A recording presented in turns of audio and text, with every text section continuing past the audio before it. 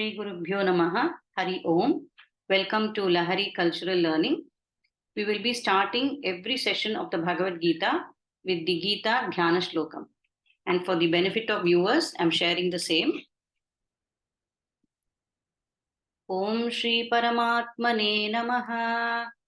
Om Pathaya Pratibodhitam Bhagavata Narayanena Swayam Vyasena Gratitam Purana Munina Madhye Mahabharatam Advaitamritavarshiniim Bhagavatim Ashtadashadhyayinim Ambatvam Anusandadhami Bhagavad-gite Bhavatveshinim Namostute Vyasa Vishala Buddhe Pullaravindaaya Tapatra Netra Yena Tvaya Bharata Taila Purnaha Prajwalito Jnanamaya Pradipaha Prapanna Parijataya Totra Vetraika Panaye Jnanamudraya Krishnaya Geetamrita Duhe Namaha Sarvopanishado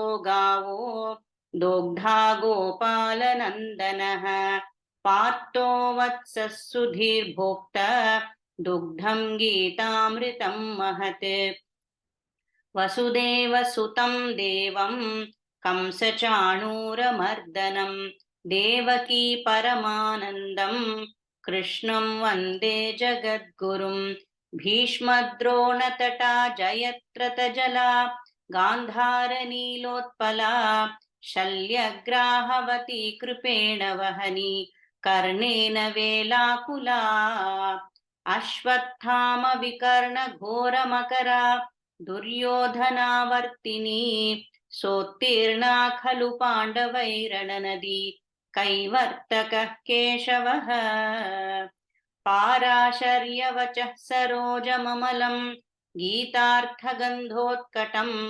Nanakyanaka Kesaram Harikatha Sambodhana Bodhitam Loke Sajjana Shatpatairaharaha Pepiyamanam Muda Bhuyad Bharata Pankajam Kalimala Pradvamsina Shreyase Mukhaṁ karoti vācālam pangun langayate girim yatkripatamaham vande paramananda madhavam yam brahma varunendra rudra marutah stunvanti divyaistavai vedai sanga padakramopanishadai gayanti yam samagaha dhyānavatsita tatkatena manasa Pashyanti yam yoginaha yasyantam na vidusura suragana devaya tasmai namaha.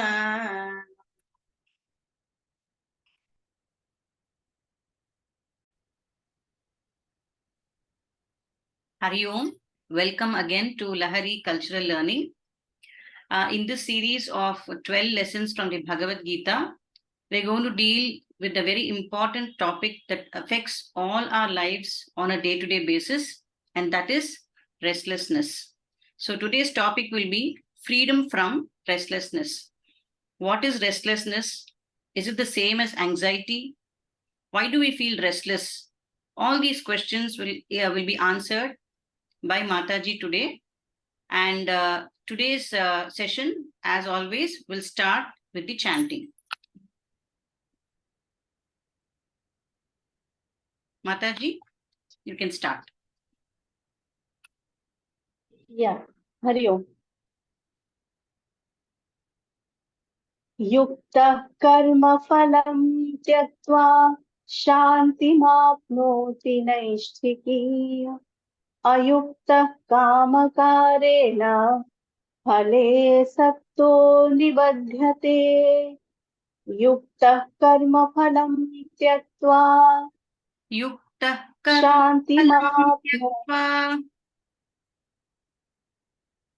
Shantimapnoti naishthiki.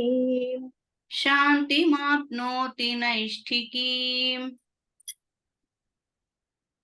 Ayukta kamakarena. अयुक्तः कामकारेण फले सक्तो निबध्यते फले सक्तो निबध्यते युक्तः कर्मफलं त्यक्त्वा शान्तिमाप्नोति नैष्ठिकीम् अयुक्तः कामकारेण फले सक्तो निबध्यते युक्तः कर्मफलं त्यक्त्वा शान्तिमाप्नोति नैष्ठिकीम् अयुक्तः कामकारेण फले सक्तो निबध्यते Chapter 5 verse 21 बाह्यस्पर्शेष्वसक्तात्मा विन्दत्यात्मनि यत्सुखम् स ब्रह्मयोगयुक्तात्मा सुखमक्षयमश्नुते बाह्यस्पर्शेष्वसक्तात्मा बाह्यस्पर्शेष्वसक्तात्मा विन्दत्यात्मनि यत्सुखम् विन्दत्यात्मनि यत्सुखम् स ब्रह्मयोगयुक्तात्मा स ब्रह्मयोगयुक्तात्मा सुखमक्षयमश्नुते सुखमक्षयमश्नुते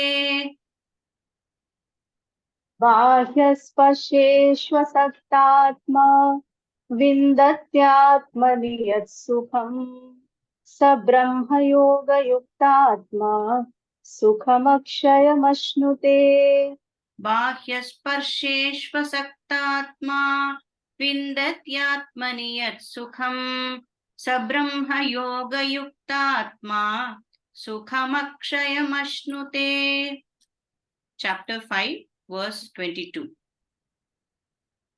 ये हि संस्पर्शजा भोगा दुःखयोनय एव ते आद्यन्तवन्तः कौन्तेय न तेषु रमते बुधः ये हि संस्पर्शजा भोगाः ये हि संस्पर्शजा भोगा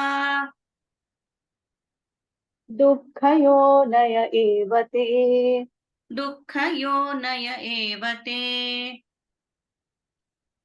आद्यन्तवन्तः कौन्तेय आद्यन्तवन्तः कौन्तेय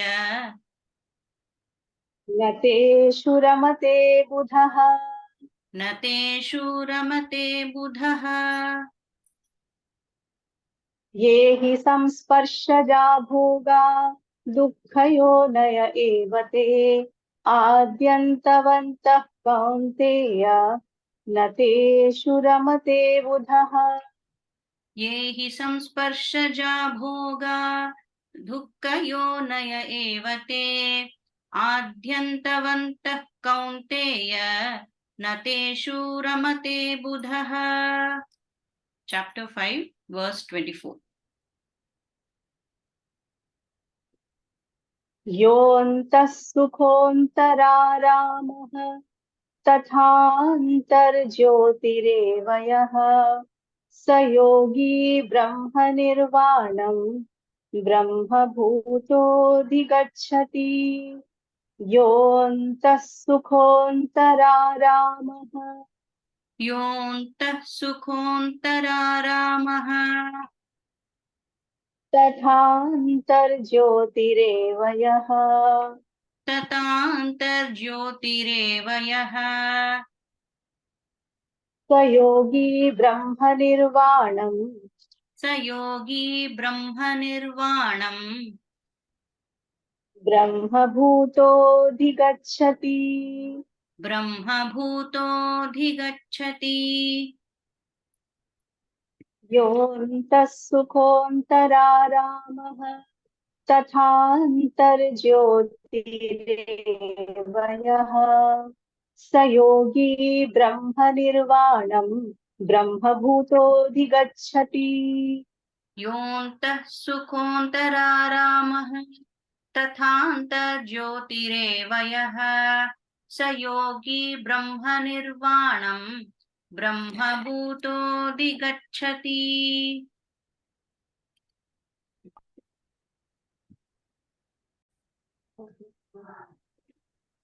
Hari Om Mataji. Mataji, Hari Om Vasudha. yeah. Before even we start today's session, I have a doubt that is restlessness same as anxiety? And if not, will restlessness lead to anxiety if not treated?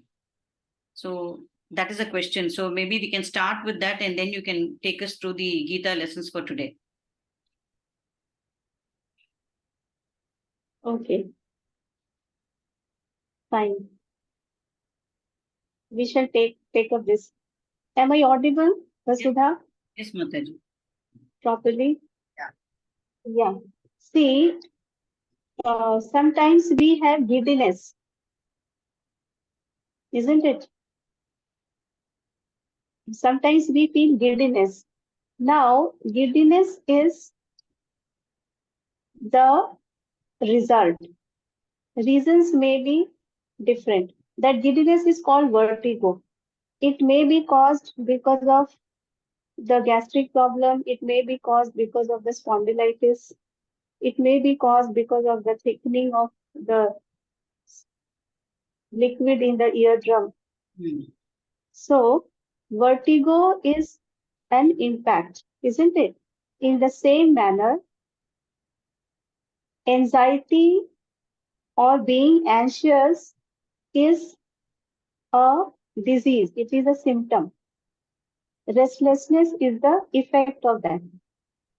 Okay. When your mind is anxious, you are not able to see your mind.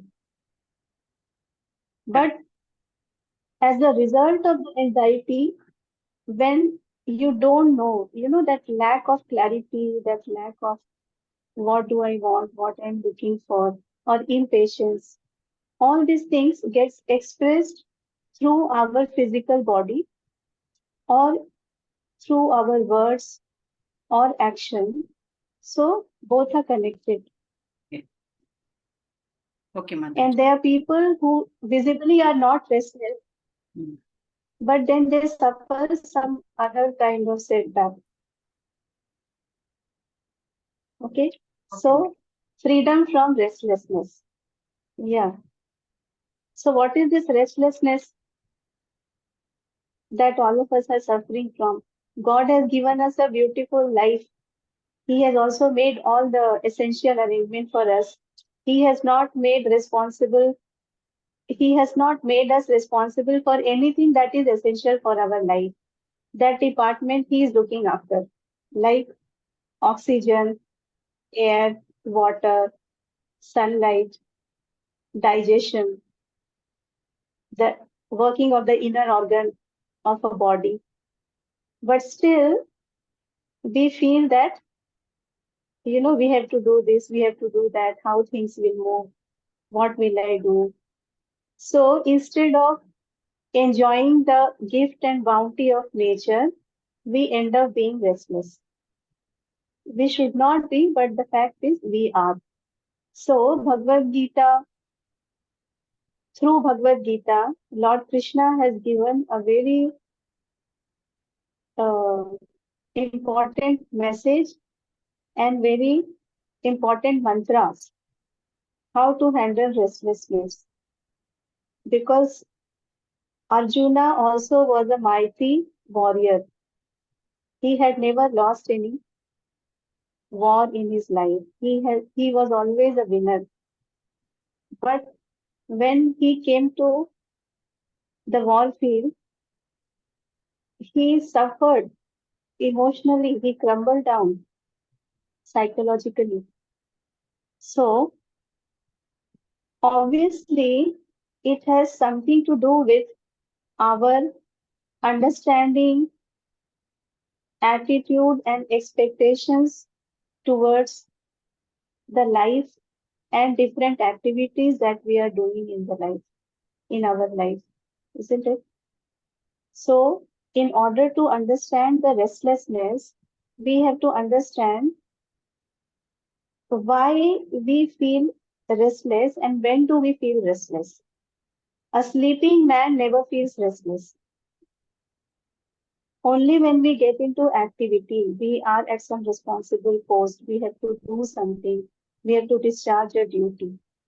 So, for that, today we have come with a collection of 4 shlokas from 5th chapter of Bhagavad Gita, and it is nothing but it is in a way a repetition of 3rd chapter, Karma Yoga. Hmm?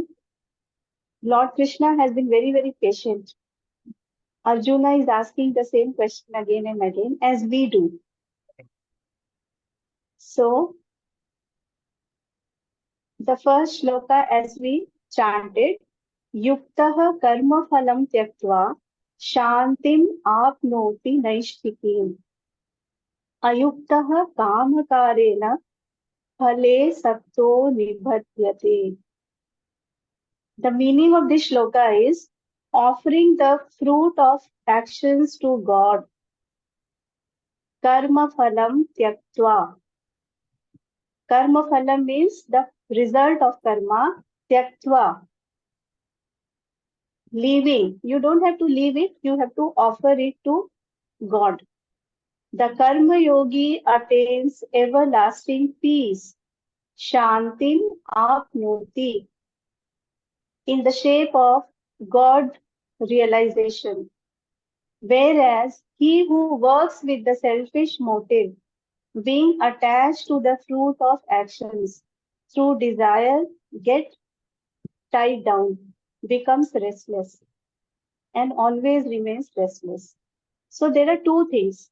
One who is yuktaha means one who does all his activity with proper attitude.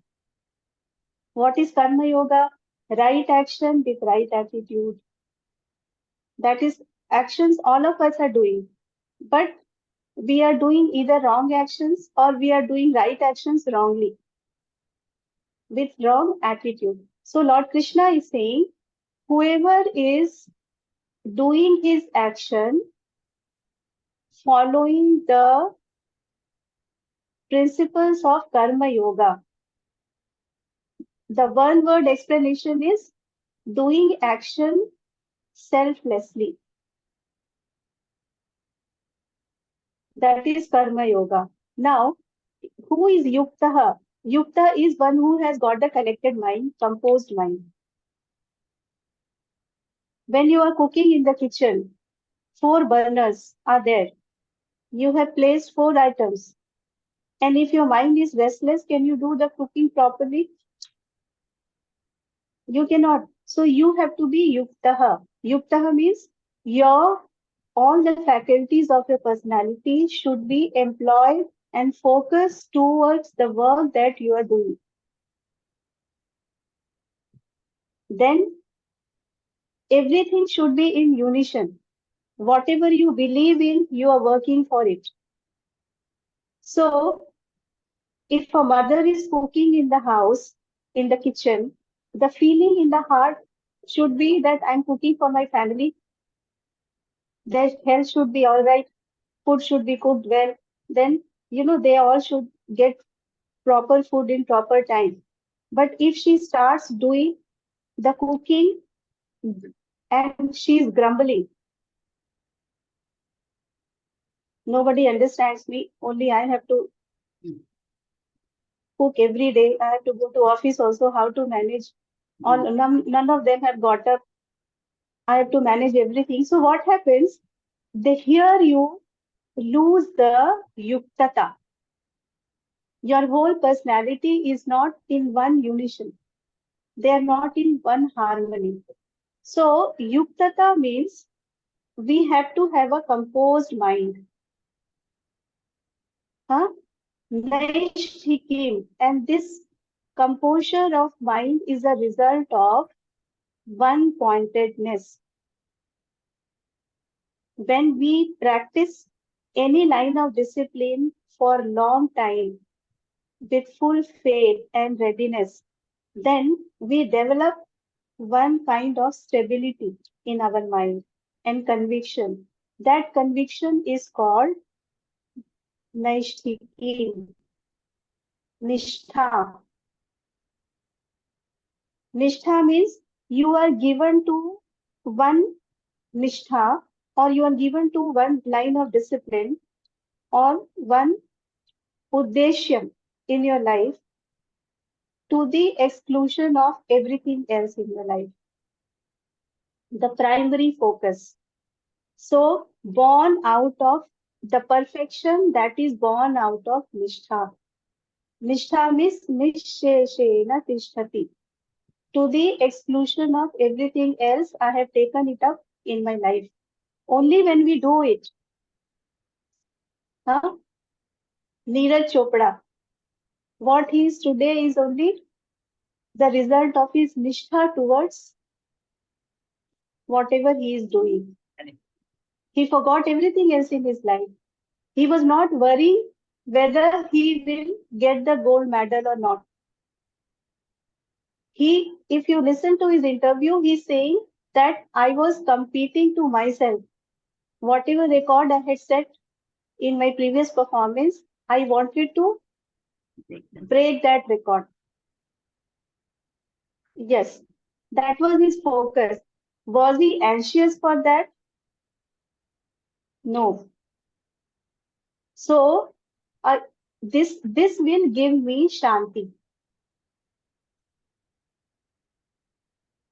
Mind has to be given some work.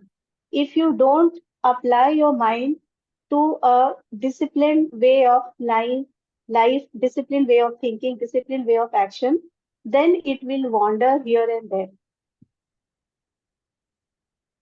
And when the mind starts wandering, it loses its yuktata. So you become ayuktaha. Ayuktaha means you are an idler who works with selfish motive, careless, slothful, and lack of surrender. I am doing everything, but I don't know whether it will be successful or not. If this is not successful, what will I do? If that does not happen, where will I go?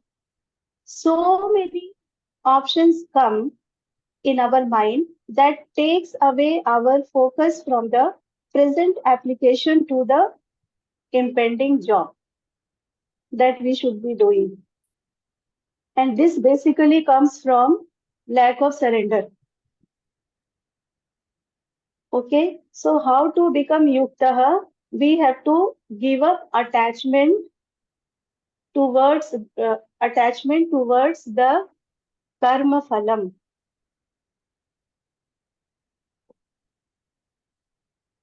Now the question comes, if there is no karma phalam, why will I do karma? So the relationship between karma and karma phala is like a dog and its tail. Wherever the dog goes, the tail will follow. Lord Krishna is not saying that you separate the dog from the tail. That when you take the details. He is saying that don't worry unnecessary and don't remember the past in such a manner that affects your efficiency in present. That is the meaning of in our past many things. My voice is breaking. Yeah.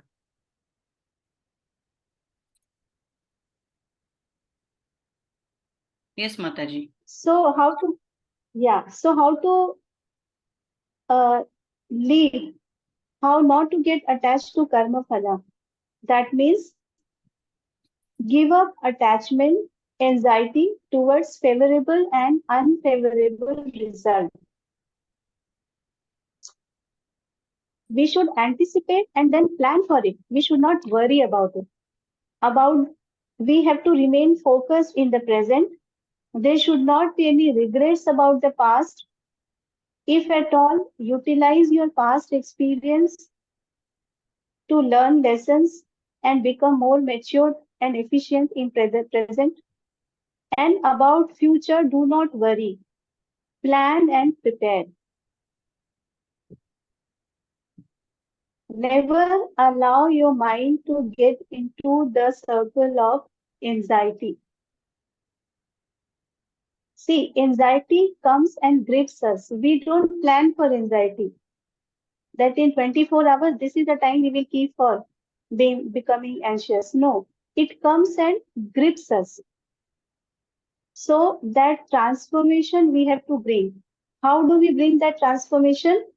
We have to understand that whatever is in our hand, we have to do it to the fullest, to the maximum. The result of the action completely does not depend upon what I have performed. My performance is only one of the factors in making my effort successful or unsuccessful. There are many more factors contributing to the success or no success of my result, which are not in my control. When we understand this, then we stop worrying. Then we have to pray. We have to have a sense of surrender towards God. That is why it is said, you surrender everything to me. So when you surrender, whatever result comes, you accept it as a prasadam, isn't it? So the restlessness will go. Suppose you have a small son. You are looking after your son very well, raising him, and you may imagine many things. That my son will become an engineer, then he will go to USA, then he will earn this much money, then I will also go and join him, then we will go for a Europe tour. You may think, but your son will take 25 years to become 25 years old. Your dwelling upon your imagination will not accelerate the time, isn't it?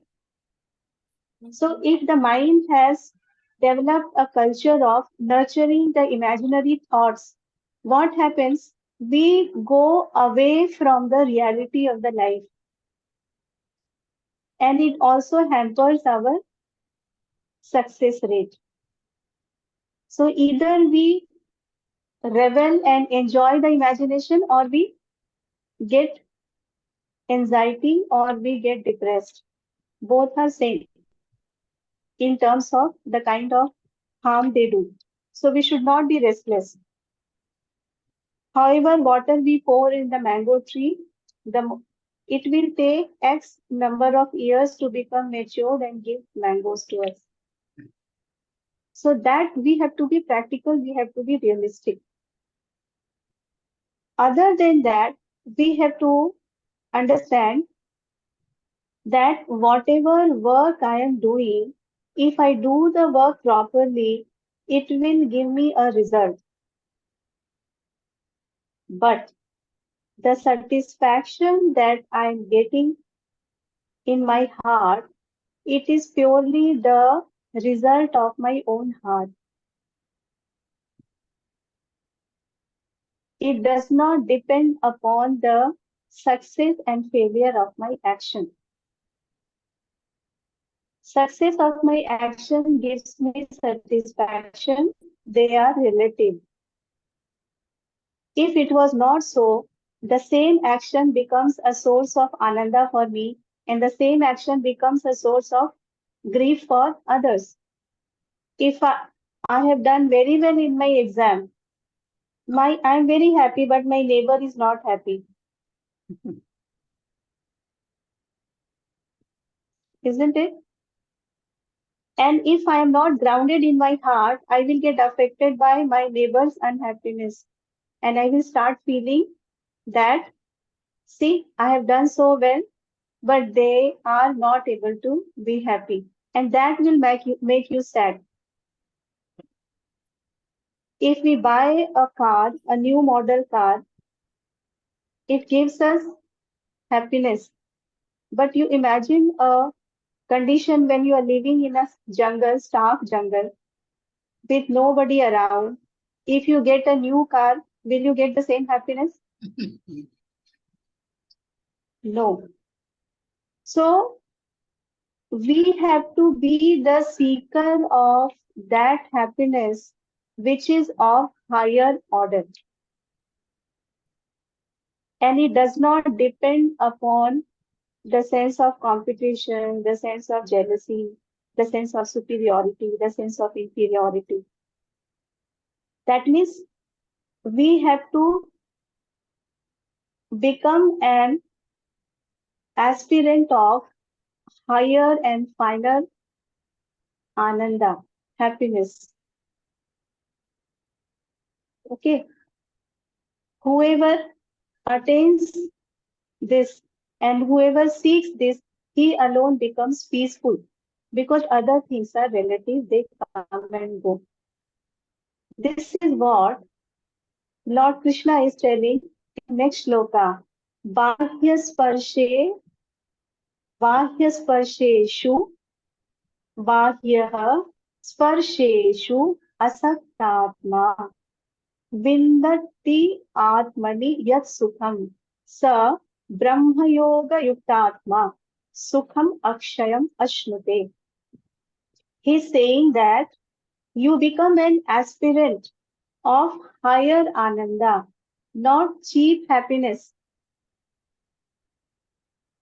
Because what happiness we are looking for is only a very, very, very, very small fraction or particles of the eternal bliss of the self. So the meaning of this shloka is an aspirant who is unattached to the contactual experiences of the external world gains the joy that is in the self within. He enjoys the unending bliss with his mind absorbed in communion with Brahman. That means, and when we are saying that you become the seeker of higher truth, higher degree of truth, it is like there is a sweet shop near your house, local sweet shop, and you eat Mysore Pak from there.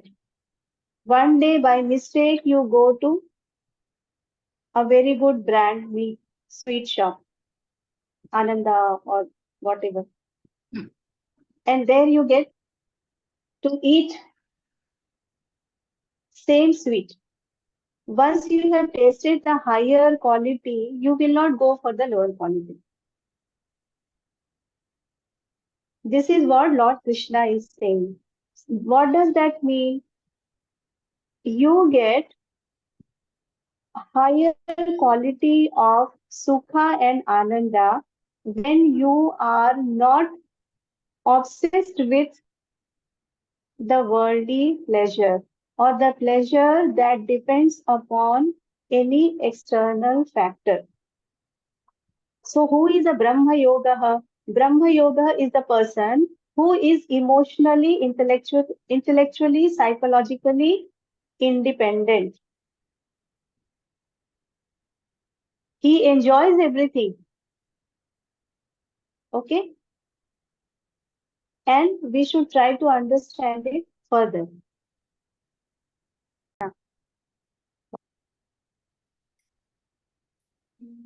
So you have to be psychologically independent. Psychologically independent means if I get an item, it is okay. In the presence of a person, place, event, I am fine. In the absence of the same person, place, and event, also I am fine. If I am emotionally not strong, what do? I complain when I am with somebody, and I complain when I am without that person, away from that person. There are people who grumble day in and day out going to office. And when they lose their job, then also they grumble. Correct. This is the sign of weak emotional status of the mind. So, if we have to find infinite pleasure, we have to understand that dependence on external condition. If I give the key to my happiness to somebody else, I will only be exploited. Outside situation will keep changing. I have to be stable. 0 plus 0, how many 0? 1 0. If I collect 1 million zeros, then also it will be 0. Correct. So that change we have to bring in us. ये हि संस्पर्शजा भोगाः दुःखयोनय एव ते आद्यन्तवन्तः कौन्तेय न तेषु रमते बुधः. Do not go for glass beads, leaving the mine of diamonds. Seek for the highest, aim at the highest, and you shall reach the highest. This is what Vivekananda told us. Correct. So, samsparshaja bhogaha. Samsparsha means contact. See, we always feel that it takes two to give us happiness. I have beautiful eyes and I have a very costly set of television. If I don't open my television, I cannot enjoy it. So, my sense organs have to come in contact with its respective object. The tongue has to come in the contact with some food. Correct. So, and when they come in contact, they give us pleasure. Bhogaha means pleasure. Samsparshajaha means contact bond. So, mostly all of us are given to believe that contact bond enjoyments are the only enjoyments in the world. They are, but they also invite vices along with them. They are dukkha yonayah. This is the basic human problem in the world. So the pleasures which are born of sense contacts are verily a source of suffering only. They appear to be enjoyable to worldly minded people, but they are the womb of suffering because they have adi and antah. They have a beginning and they have an end. Everything ends, no? Correct. A costly ice cream also ends. A beautiful movie also ends. Correct. Relationship, everything has an end.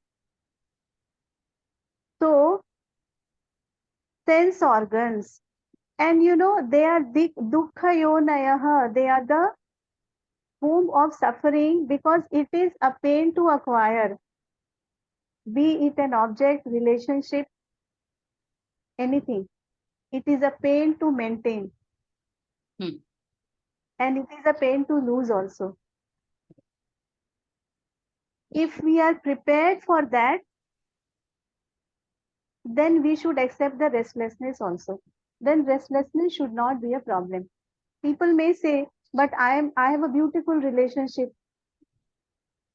But the problem is the beautiful relationship comes with pain also. That part we don't want to accept.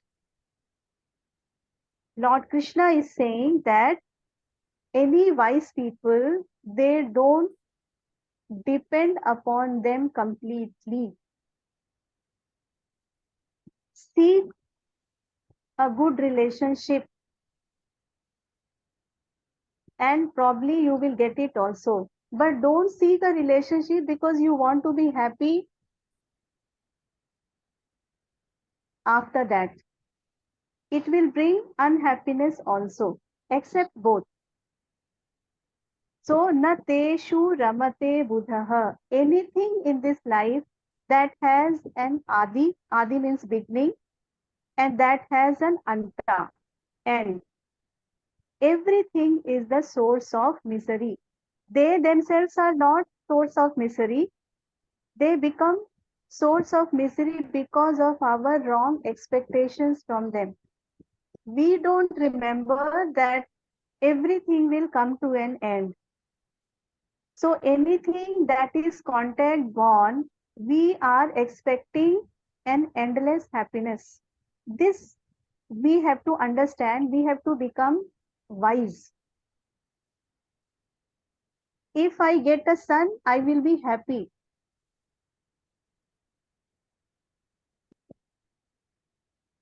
Dasharatha and Mother Kausalya, when they wanted a son, they did Putreshti Kama Yajna.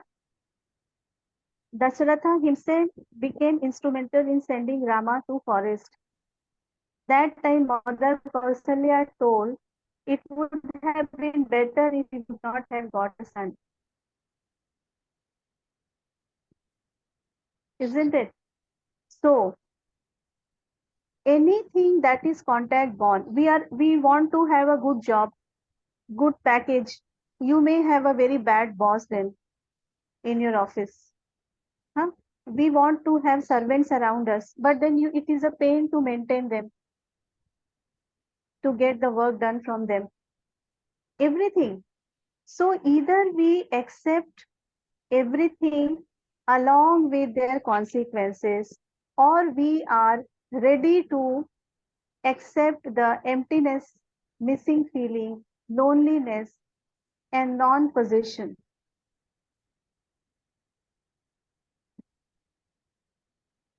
So, restlessness is caused by a basic a wrong misunderstanding that this world has the power to cause happiness to me, and this world alone has the power to cause misery to me. Lord Krishna is saying, understand that in this whole world, everything comes under the category of Adyantavantaha. Everything has a beginning, everything has an end. Nateshu ramate buddhaha. Become a wise person. Don't indulge in them thoughtlessly. Lord is saying that I'm not asking you to be away from them. I'm not saying that don't have a good house, don't have a good relationship, don't have a good family, don't have a good job, don't have good house, car, TV, and other articles. But remember that they are not going to give you final peace. And if they will not give you, that will not treat your restlessness. You know, this restlessness is a sign of incompleteness. We always feel incomplete. We always feel when you have a bad food, then you want to have something at the end by which you feel satisfied. However much you eat, some days you feel that, I'm not feeling that satisfaction. So this lack of satisfaction, if we amass more and more of Adyantavantaha, millions of zeros, it will give us only zero at the end. So if we have to treat our restlessness, neither get attached to being alone, nor seek anybody's presence. If somebody comes, welcome it. If somebody goes, don't resent your loneliness. Enjoy both. Yonta sukhontararamah tathantar jyotirevayah स yogi brahma nirvanam brahma bhuto gachati. Here yogi means be wise. Don't be a pleasure monger. If you want pleasure, seek it within you. Suppose we are sitting on the bank of a river and enjoying the scenery, and suddenly a bad news comes and we are filled with grief. So if world had the power to give me happiness, everybody would have been happy in this world. If world had the power to give me unhappiness, everybody would have been equally unhappy.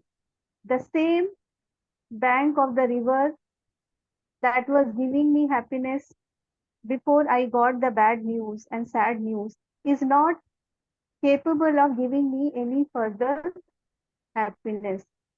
So where is the change? We have to think.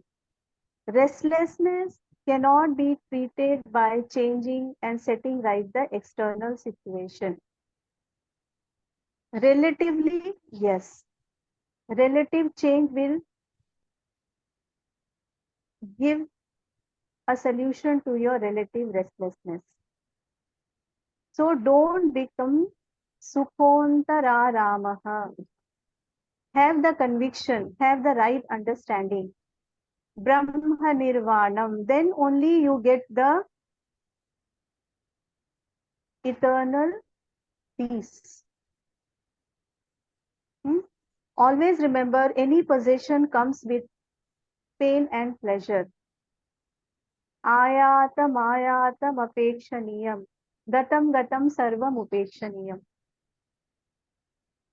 Whatever comes, accept it gracefully. Whatever goes, let it go gracefully. And atmani eva atmana tushtaha. Rejoice in your own within. Only when your health is okay, your physical health is okay, your mental health is okay, you can enjoy the external world also.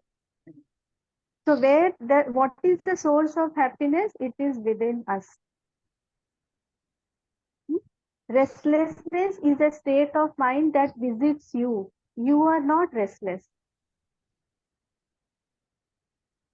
We have to understand this and we have to practice it. In our good days as well as in our bad days also. Always remember, samsparshaja bhogaha dukkha yonayaha. Wise people equip their mind to face the consequences of the world. Seek the highest, aim at the highest, and you shall reach the highest. Become a Buddha, be a wise person. So whenever you feel restless, understand that you are being unwise. Think. Even to solve the mathematical question, the mind has to be restful, no? Correct. So how do we solve the mystery of this life with this restlessness? So Swami Vivekananda tells us, be unattached, let things work, let brain centers work. Work tirelessly, but let not a ripple conquer the mind. Work as if you were a stranger in this land. Work incessantly, but do not bind yourself.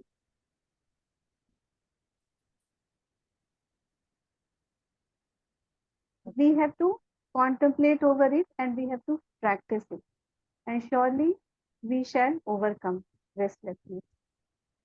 Thank you, Mathaji. That was a nice, insightful session. Quite long, but I think a lot to introspect. And as you said, a lot to think about and implement it in our lives. Thank you, Mathaji. Till we meet in the next section. Shall I end it, Mathaji? Yeah, sure. ॐ वसुदेवसुतं देवं कंसचाणूरमर्दनं देवकी परमानन्दं कृष्णं वन्दे जगद्गुरुं श्रीगुरुभ्यो नमः हरिः ॐ. If viewers have any questions, please put it in the comment section. Mathaji will take it up next time. So until we meet next time, it's Hari Om. Hari Om, Mathaji. Hari Om, Hari Om, Vasudha, Hari Om to everybody. Hari Om.